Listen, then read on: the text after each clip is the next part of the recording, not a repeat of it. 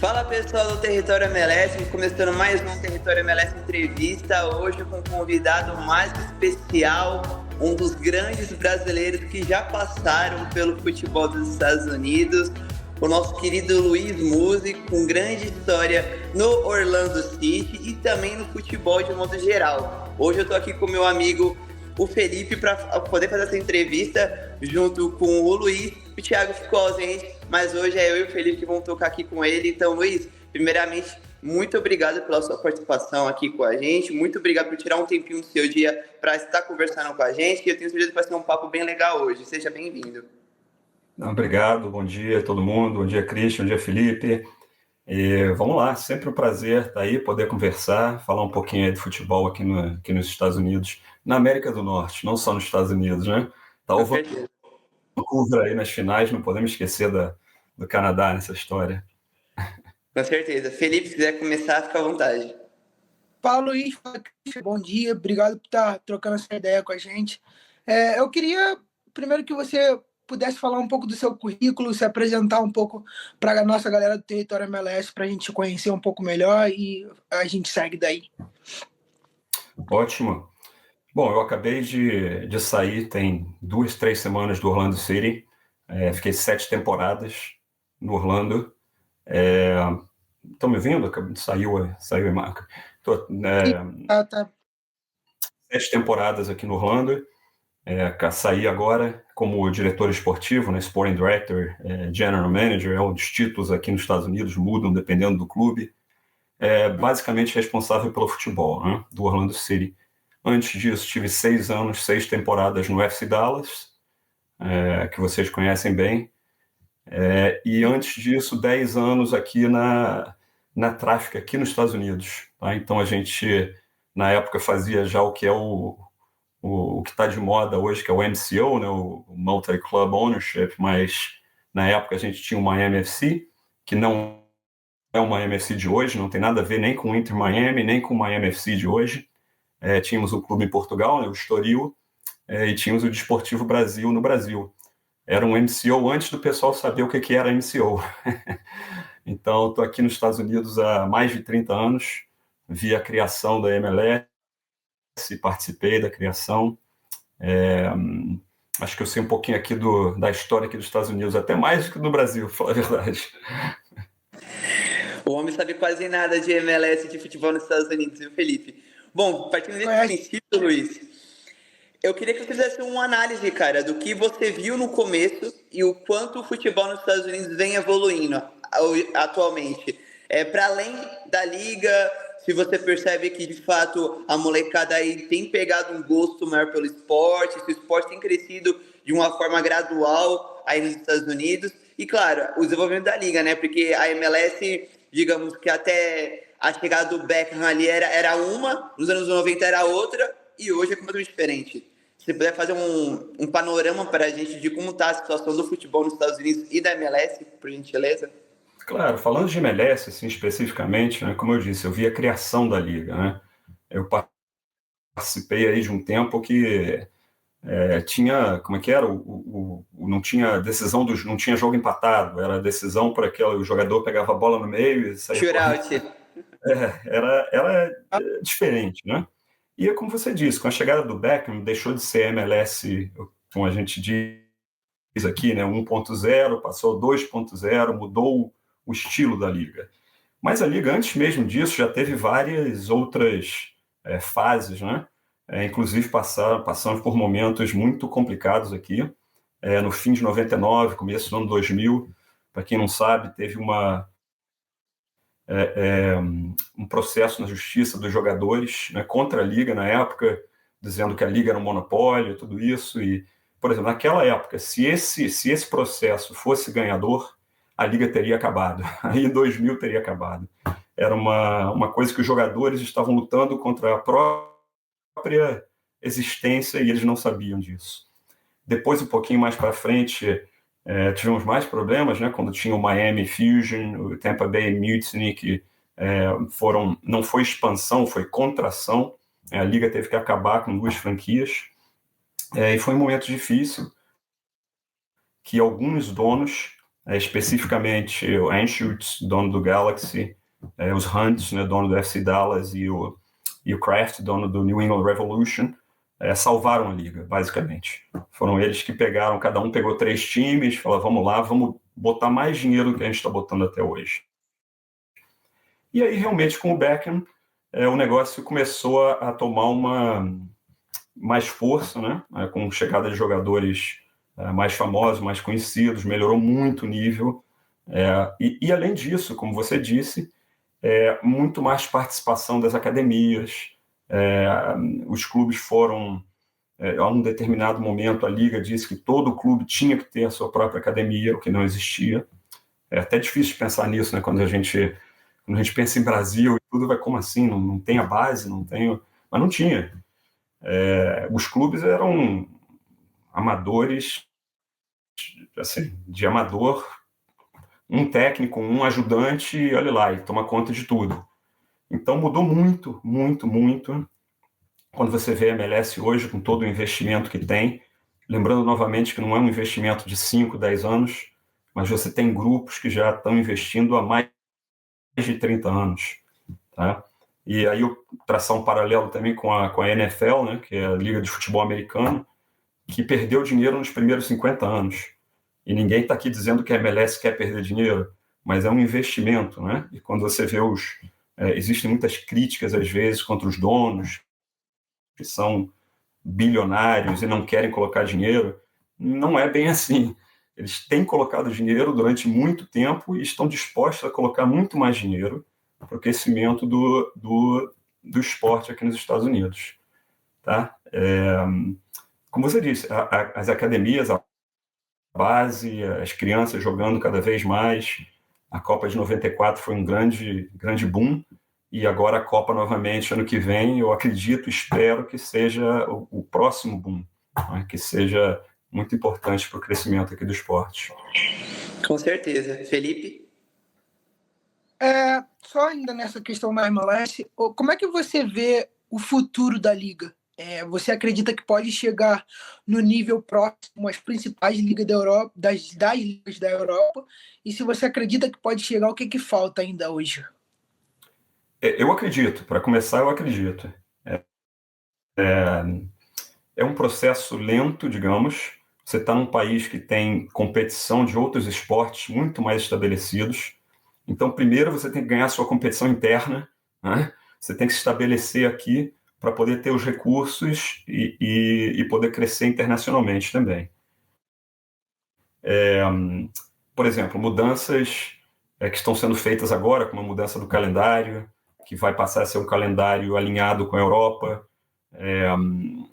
Vai mudar um pouquinho também como é a tabela, vai ter divisões, conferências, que é um conceito um pouco americano, mas ajuda a criar rivalidades, ajuda a criar propriedades comerciais também, num país que é um continente, né?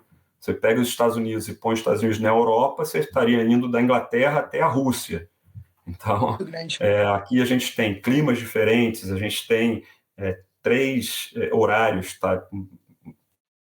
3 horas a menos, 3 horas a mais, jogou na altitude, jogou no calor, jogou no frio. É até muito mais que o Brasil, porque no Brasil, na verdade, se concentra muito ali naquele centro, né? E como o Brasil é um país mais vertical, você não tem a diferença de horário, né? De estar indo para uma costa para outra, não existe muito isso. Então, eu vejo isso sim. Eu vejo hoje em dia, eu digo, você põe os principais times da MLS nessas ligas, eles não passam vergonha, tá? O pessoal adora dizer que a MLS, o nível é muito baixo, e não é. E eu digo isso com muita certeza. Você pode botar no Brasil, os principais times aqui não vão ser rebaixados, tá? Você pode botar na Espanha, você tira os 5, 6, 7 principais, o time da MLS vai lutar. Não é... E quem gosta muito de falar, tem muita gente que gosta de falar assim, aí você pergunta, ok, como é que foi o último jogo que você viu? Eu falo, não, nunca vi nenhum jogo. Ah, bom, então tá. Então você está falando com muito conhecimento, realmente. Eu acredito que a Liga vai chegar nesse ponto. Exato. Eu acho que ainda existem outras mudanças a serem feitas. Claro que vai abrir um pouquinho mais, né? Ter mais capacidade de trazer mais jogadores. mas também tem que ser um negócio controlado, não pode ser um negócio como aconteceu na época do Pelé, do Cosmos, que abriu tudo e em 5 anos quebrou, né? Então, a gente vai chegar lá, pouco a pouco. O que você estava falando agora, Luiz, sobre essa questão do desconhecimento, do preconceito das pessoas com a Liga, é tão verdade que durante o Super Mundial, quando a gente aqui do Território MLS estava participando de matérias especiais, ou até de outros canais, e perguntavam para a gente sobre os clubes, muitos achavam que o Flamengo ia atropelar o Los Angeles, que o Palmeiras ia atropelar o Inter Miami, e vimos que não foi bem assim, né? Como a gente destacou, e muito pelo que você falou, das pessoas sequer terem assistido um jogo das equipes para poder opinar. Então, isso é muito verdade. O Botafogo, se o John não faz um milagre naquele último minuto lá, o Botafogo talvez nem passasse contra o Seattle. Verdade, com o Seattle. Seguindo nessa questão ainda assim sobre a Liga, algo que impede para muitos o crescimento da MLS são suas regras, principalmente a questão do rebaixamento, né, que é algo que existe nas principais ligas do futebol do mundo, tanto no Brasil quanto na Europa, e também essa questão do limite salarial presente nos times. Quando a gente entrevistou alguns meses atrás o André Zanota, do próprio Dallas, ele falou que ele ainda se perdia com as regras da MLS, ele tinha um caderninho com todas as regras, porque eram tantas regras que ele acabava se perdendo um pouco nessa questão. Como você enxerga as regras da MLS, exclusivamente a questão do rebaixamento, que eu entendo que é algo muito mais do modelo americano de esporte, e do teto salarial? Se você acha que isso é algo que limita o crescimento da liga, ou isso é algo importante para o momento atual? É interessante essa questão do rebaixamento, tudo isso. Como você disse, né, um conceito muito americano de equilíbrio, não é? O time que acabou em último lugar ter mais condições de melhorar para no ano que vem poder ter condições de brigar pelo título. Por exemplo, Philadelphia no passado foi um dos últimos, foi muito mal. E começou a temporada, por exemplo, o Orlando ia abrir a temporada contra o Philadelphia, e o Orlando falou, bom, temos um jogo relativamente fácil para abrir a temporada. E no fim da temporada agora o Philadelphia ganhou o Supporter Shield, ou seja, foi o primeiro lugar. Tá? Então, assim, tudo, qualquer decisão, inclusive essa do calendário agora, tem o que a gente chama dos trade-offs, né? Você ganha alguma coisa, você perde alguma coisa. Tá? Questão do rebaixamento, de abrir o salário, tudo isso. Você está disposto, você liga, vocês torcedores, a ser uma liga que você só tem o Real Madrid e o Barcelona, às vezes o Atlético de Madrid ganhando em 20 anos, ninguém mais ganha? Você está disposto a ser um Bayern de Munique que 10 anos seguidos vai ganhar? Ou você quer uma liga que seja competitiva no sentido de que começou o ano, ninguém sabe quem vai ganhar? Então, novamente, está o Vancouver aí na final de conferência. Quem é que diria que o Vancouver estaria na final de conferência? San Diego, primeiro ano do San Diego, franquia nova. Quem diria que o San Diego estaria na final da conferência?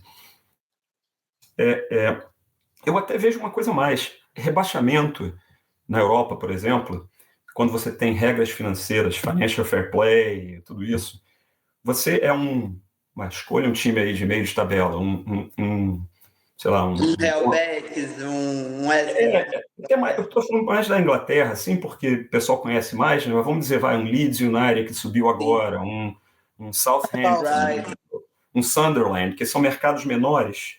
Você nunca vai ter as condições que um Manchester United, que um Liverpool, que um Arsenal vai ter, tá? Então, você começa o campeonato já, se você chegar a bater na porta lá do Sunderland, que subiu, fala, qual o seu objetivo? Cara, na melhor das hipóteses, eu falo assim, classificar para uma liga europeia, e não vai ser a Champions, vai ser ou a Europa, ou a Conference, não sei o quê.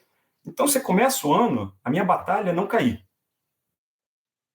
Você precisa ter isso, porque senão você vai chegar na metade da temporada e ninguém mais ninguém está jogando por nada. Entendeu? Aqui você pode ser campeão, você começa o ano e você vai perguntar para 30 times qual é o seu objetivo. E a maioria dos times vão falar, eu quero ser campeão esse ano.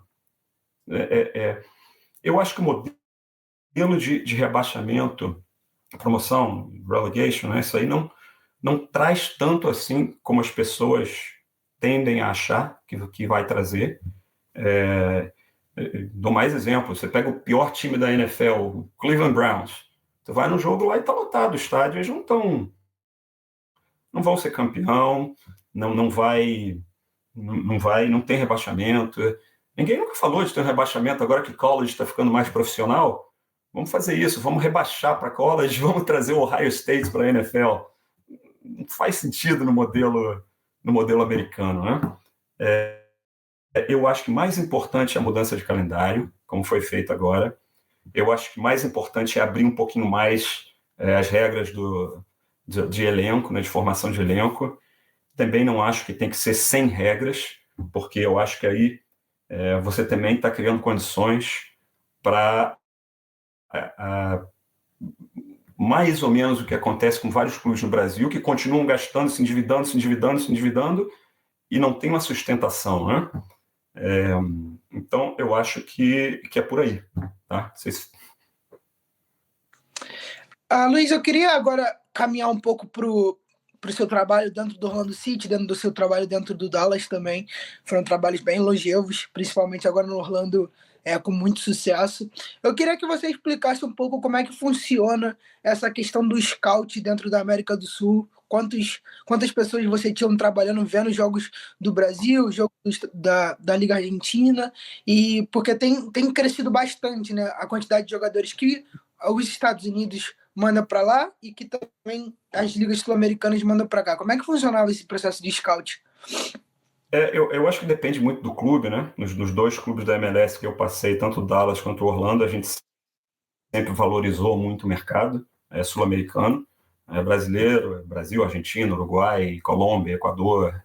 Por exemplo, aqui no Orlando agora a gente tinha, nem sei, peruano, colombiano, brasileiro, argentino, uruguaio, já tivemos paraguaio, já tivemos chileno. Ou seja, a gente valoriza muito o mercado, como funciona? Primeiro, no Orlando, o nosso chefe de scouting é argentino, tá? Mora aqui. O primeiro assistente é brasileiro. No Dallas, o principal é brasileiro, é o Léo. Vocês devem conhecer também. Que já passou pelo Orlando, inclusive. Já passou pelo Orlando, mas grande Léo. Então, existem clubes que não olham tanto assim para o mercado sul-americano, preferem o mercado europeu. É normal. Eu acho que cada clube decide. A gente não tem recursos ilimitados, né?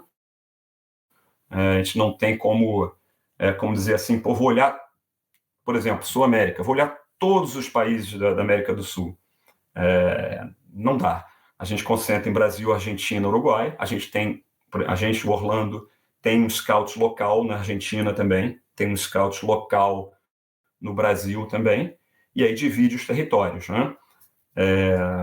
O scout que está na Argentina é responsável pelo Chile, pelo Uruguai, pelo Paraguai. O que está no Brasil é responsável também pela Colômbia, pelo Equador. Eu acho que os clubes que olham para a América do Sul têm essa mesma estrutura. Eventualmente pode chegar ao ponto de crescer e ter um em cada país, mas não é o caso ainda hoje, né? Agora, eu acho muito interessante, muito legal o que você falou aí do outro lado dessa, né? Como os clubes no Brasil estão olhando cada vez mais para a MLS e levando jogadores daqui. Tem vários aí, né? Vamos ver, escolhe um aí. Pô, o Acosta tá arrebentando lá no Fluminense agora. O Luiz Araújo tem daqui, assim, tem vários jogadores, do Barreal, o Facundo lá no Palmeiras, que saiu aqui do Orlando, vários jogadores. Claro que aí o pessoal olha um que não está funcionando, não deu certo, e vai falar, veio da MLS. Sempre assim. É sempre assim. O desafio, você pode olhar qualquer lugar do mundo. Tá? Vamos falar do próprio Brasil. Vamos pegar os brasileiros que foram para a Espanha. Você vai ter vários brasileiros que não deram certo. Uhum. E ninguém fala que o Brasil é um mercado ruim, que não presta, que o nível é baixo. Você vai ter os que deram certo e vai ter alguns que deram errado também, por várias razões. Scouting não é matemática. Scouting você tem questões culturais, você tem questões familiares, você tem adaptação, tudo isso é parte do scouting, né? É parte de um bom scouting, é você já prever e dar condições para essas coisas, para que não tenha esses problemas. Mas eu acho muito legal essa visão agora dos clubes brasileiros vindo buscar jogadores na MLS, entendendo que a MLS é um nível bom, e vários clubes da Europa também, que às vezes você pega um jogador sul-americano, indo direto para a Europa, não funciona. A gente já usou muito, a gente, digo, o Brasil, né, usou muito Portugal como esse próximo passo, né? E eu vejo vários clubes agora usando o MLS também. Vem para cá, aprende inglês, mora num país diferente, viaja, sai da sua zona de conforto e vão lá. Depois disso, passa para um outro nível, para uma outra liga, talvez na Europa. Isso é verdade, viu, Luiz? Voltando a citar na entrevista com o Zanotto, ele falou exatamente isso, que hoje a MLS ela se tornou o trampolim para o jogo sul-americano e para a Europa. Então, em vez de fazer esse caminho direto e bater e voltar, hoje é mais vantajoso o moleque ir para a MLS novo, se formar, jogar numa liga boa, se adaptar e depois dar esse próximo passo para o futebol europeu. E faz total sentido, porque querendo ou não, tá jogando numa liga boa, querendo ou não, uma liga que não tem essa pressão exagerada em cima dele ali, que atrapalha muitas vezes o atleta, né? Um bom país para se morar também. Então, isso que você falou realmente faz total sentido. Ainda seguindo essa questão do Orlando, Luiz, eu queria que você fizesse uma avaliação do seu trabalho, de quando você chegou no Orlando e até o momento que você acaba deixando o clube. Pô, ganhou o principal título do Orlando até esse momento, que foi a Copa, né? A US Open Cup. Foi longe, inclusive nos mata-matas de playoffs. Infelizmente, esse ano não teve um resultado tão bom, mas enfim, são coisas da MLS, como você falou. Às vezes um time que vai muito bem no ano acaba no outro não indo tão bem assim. Queria que tivesse sua avaliação sobre sua trajetória no Orlando. Claro, muito prazer. Eu cheguei aqui em 2019, né, no Orlando. Em 2019 a gente não... Foi um ano de uma coisa engraçada, né? Aqui o pessoal tem paciência para fazer o plano e para botar o plano em ação, né?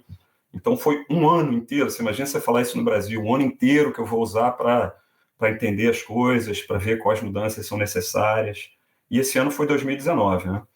O Orlando hoje é o único time que classificou para os playoffs nos últimos 6 anos. É o único time da MLS. Pode pegar aí, não tem nenhum outro time, só o Orlando. Então, desde 2020, 21, 22, 23, 24, agora 25, classificando para os playoffs. Foi um trabalho feito pouco a pouco, com mudança de donos no meio. O dono era o Flávio, né, brasileiro, e vendeu para a família Wilf, que são os donos do Minnesota Vikings, da NFL. Com essa mudança no meio de 2021, os donos novos continuaram, deram mais condições ainda para a gente continuar crescendo, para o Orlando continuar crescendo. Eu saí do Orlando e hoje quem tá lá é o Ricardo, né, Moreira, que vocês devem conhecer também, que era meu número 2 lá por todo esse tempo, mas na verdade nunca foi um número 2, sempre foi um número 1 do meu lado, entendeu? Porque a gente sempre trabalhou junto em tudo, e o Orlando segue em mãos extremamente capazes e seguindo algo que já vem sendo feito há algum tempo, e crescendo muito. A academia do Orlando é algo que não existia quando a gente chegou aqui, e hoje está gerando jogadores lá, como você vê, por exemplo, o Alex Freeman, na seleção dos Estados Unidos, e vem outros aí atrás. Assim como foi feito no Dallas também, no tempo que eu estava lá, que saíram vários que saíram de lá, ainda na minha época, ainda não era na época Zanotto ainda. E eu acho que hoje, por exemplo, eu digo que a nossa academia, que é a academia do Orlando, eu não estou mais, mas a academia do Orlando hoje, eu me atrevo a dizer que é a melhor ou a segunda, a terceira dos Estados Unidos. Inclusive, a gente já passou o Dallas, tá? Já deixou o Dallas para trás. Desculpa, André, mas a gente já deixou o Dallas para trás, e segue crescendo,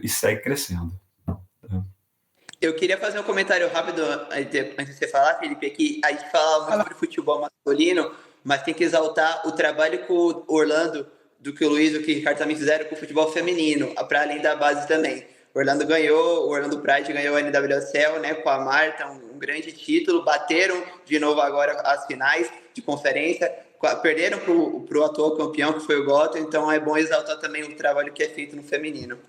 Eu vou dar crédito aqui a quem deve, a quem é devido, né? Eu e Ricardo não temos participação no futebol feminino, mas a GM, General Manager do Pride, a Hayley Carter, que acabou de sair também. Sensacional o trabalho feito. E, de novo, os donos também colocaram muitas condições para o Orlando Pride. A gente tem várias jogadoras aí do Brasil, né, da seleção feminina do Brasil, e o Orlando Pride realmente veio também de algo que não estava funcionando para um grande sucesso do futebol feminino hoje, como você mencionou, né? Então, é isso aí. Luiz, eu achei muito interessante que você comentou um pouco da base aqui dos Estados Unidos, as academies, né? É uma coisa que eu acho que a galera do Brasil ainda não sabe muito bem, não tem um conhecimento tão vasto. E tem surgido bastante jogadores que saem da MLS, como você disse, tem o caso do Freeman agora, tem o McKennie que também participou do processo de base do Dallas e depois subiu. É um pouco diferente essa questão da Academy aqui, porque também tem a questão do college, que muitos jogadores chegam ali com 18, 17 anos, se eles não seguem para um caminho profissional, eles entram no college, depois eles podem entrar para o draft. Eu queria que você comentasse ainda um pouquinho mais como é que funciona esse processo de base aqui, depois também como é que é o olhar do clube para o draft, né, do college, se eles assistem bastante jogos, se eles têm bastante conhecimento e conversam bastante com os jogadores do college e dos treinadores. Vamos lá, então. Isso é uma questão importante, essa questão do college, né? Se você olhar 10, 15 anos atrás, a prioridade era o college. Tá? Para você conseguir assinar alguém saindo da academia.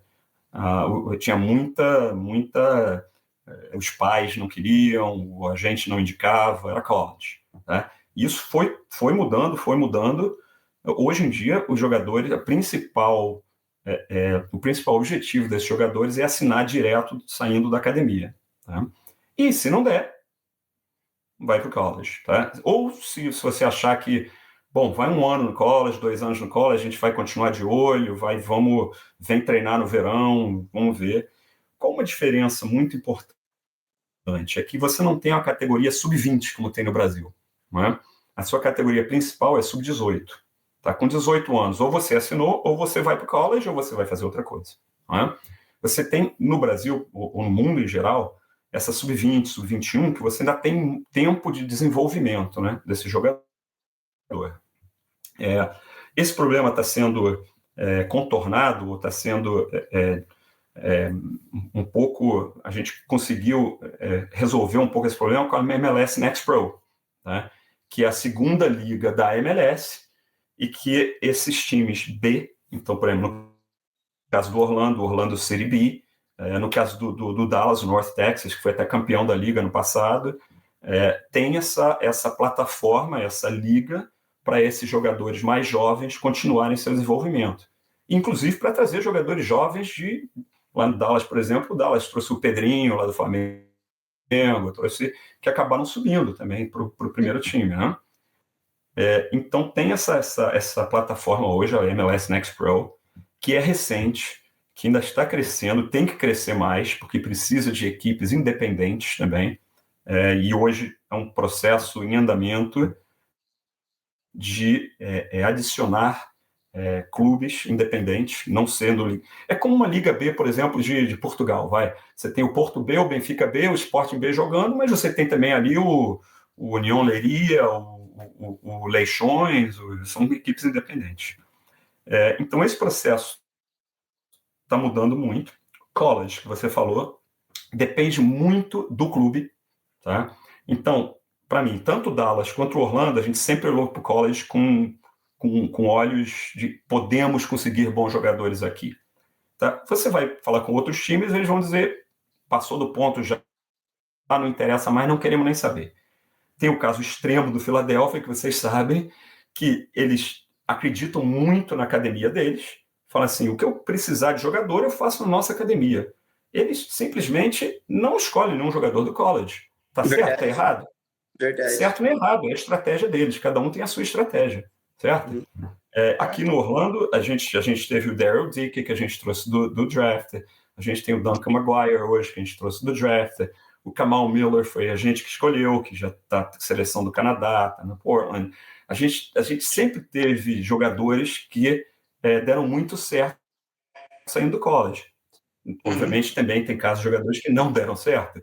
Mas no caso específico do Orlando, sim, a gente tem um time que acompanha o college, e continuo dizendo a gente, porque eu acabei de sair, né? Mas Orlando tem um time específico que acompanha o college. O Ricardo e eu, a gente sempre deu importância ao college. No Dallas, se você perguntar isso ao André, eles dão muita importância ao draft também. Talvez seja pelo fato dos dois grupos serem donos de equipes da NFL, então eles estão acostumados com o draft. Mas depende do time, depende da sua estratégia como clube. Luiz, estamos chegando aqui já no final da nossa entrevista, um papo super legal. Queria te perguntar agora sobre como você enxerga a questão da rivalidade entre ligas. A gente acompanha a MLS, algo que se cobra muito é um sucesso da MLS na Conca Champions. O Sounders ganhou, verdade, mas infelizmente a gente vem se acostumando a um cenário que os times mexicanos vêm tendo total soberania sobre os times da MLS. Esse ano, inclusive, o Cruz Azul goleou o Caps na final. Queria que você pudesse dar qual é a sua opinião sobre essa diferença de desnível entre as duas ligas na principal competição, digamos, na Libertadores, né, da América do Norte e Central, e se você acha que ainda falta os times da MLS ter não é um interesse maior, mas entrar nesse tipo de jogo com uma mentalidade diferente. É interessante isso, né? Porque também na MLS 1.0, que a gente estava falando lá atrás, teve um ano que chegou o Salt Lake na final e era uma festa, né? O Salt Lake chegou na final, vamos lá, todo mundo, vamos. Eu acho que a gente tem consistentemente chegado na final. A gente chega na final e aí não tem ganho a final, né? O Columbus está faltando um pouquinho da mentalidade, entender o que é. Por exemplo, os clubes brasileiros não ganhavam Libertadores. Era só time argentino, uruguaio. Você olha, até hoje em dia o maior ganhador é o Independiente da Argentina, o Peñarol, o Nacional. Claro que eram outros tempos, né? Os caras entravam no campo com uma pedra no bolso. É tipo uma metáfora isso que está acontecendo, né? A gente não entra ainda, os times da MLS não entram com essa mentalidade, tá? O time mexicano tem a faca nos dentes aqui para entrar nesses jogos, né? Por exemplo, o Columbus foi lá no passado e quem sabe o que aconteceu, mas metade do time passou mal, teve diarreia, vomitou, quem sabe? Foi um acidente? Não estou dizendo nem que sim, nem que não, mas... Sim. Já aconteceu. Talvez falte um casos pouco... da América do Sul. Talvez falte um pouco, talvez, de malandragem, né, Luiz? De enfrentar os mexicanos nessas finais, porque eu acho que vem muito também do espírito sul-americano, de uma final de Libertadores entre brasileiros e argentinos, saber entrar diferente, saber catimbar, porque, poxa, você teve muita expectativa sobre o Crew, sobre o Columbus, né? E perder para o Pachuca da forma que foi muito surpreendente. Lógico, tem as questões extra-campo que influenciaram também, mas foi chocante de todo jeito. Eu acho que a gente está lá, tem a Leagues Cup também, né, que só dá MLS, né, são todos, mas aí os times mexicanos falam porque joga aqui, porque, bom, esse ano já abriu mais, eles tinham a própria sede deles, os times da MLS tinham que viajar e mesmo assim seguiu dando MLS. Então talvez seja um pouquinho pelo outro lado, eles têm uma grande vantagem quando jogam lá, né? E aí tem várias coisas aí.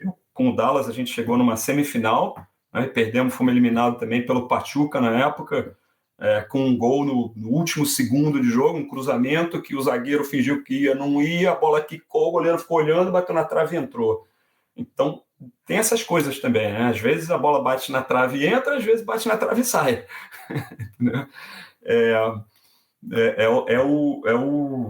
O jogo é assim também, né? Às vezes tem esse elemento de chance, né? Eu não digo sorte nem azar, chance mas eu acho que a gente está chegando lá. Eu acho que a MLS continua crescendo. Eu acho que não tem mais nada a dever à Liga MX, né? A Liga do México. E eu acho que o próximo passo é mais do que isso, é mostrar no Mundial de Clubes. Infelizmente, a Libertadores sempre tem a conversa, mas não dá para a gente participar. Eu acho, logisticamente, é muito difícil. mas eu acho que seria muito interessante os times da MLS na Libertadores. Seria muito Com interessante. certeza. Acho que seria o sonho, o nosso sonho de conversa aqui seria os clubes mexicanos e da MLS de volta na Libertadores. O calendário, ajustando o calendário, eu acho que vai melhorar também para a nossa participação na CONCACAF, né? Como ajustamos agora. A gente vai estar jogando num período diferente. Vamos ver como é que fica tudo isso, como podemos fazer isso de acordo com os playoffs, que vão ser em maio agora. Então, são coisas interessantes que vão ainda acontecer, que a gente não sabe exatamente a resposta, né? Luiz, a minha última pergunta aqui, eu queria te perguntar agora sobre o seu futuro. Né? Você citou recentemente, saiu do Orlando City, você tem experiência no Dallas. O que você está olhando para agora? Para um outro time, talvez dentro da MLS, talvez o futuro dentro do Brasil, é alguma coisa que você procura, ser dirigente, ser um diretor no futebol brasileiro? Queria que você comentasse um pouquinho sobre o seu futuro, sobre suas projeções. O futuro a Deus pertence. Eu tô aberto, né? Tô aberto, tô num período ainda muito recente, né, dessa saída, conversando com vários clubes, com várias pessoas, várias organizações também. Claro que América do Sul e América do Norte são minhas, como a gente diz aqui, né, my bread and butter, né, meu feijão com arroz, é minha especialidade, né? Tanto América do Sul quanto América do Norte. Eu estou olhando na Europa também, estou vendo possibilidades em órgãos administrativos, US Soccer, CBF. Estou aberto a qualquer coisa. Se souber alguém por aí, diz para me dar uma ligada. Opa, pode deixar. Luiz, para fechar aqui, as minhas duas últimas perguntas. Hein? Oi? Cortou, Felipe.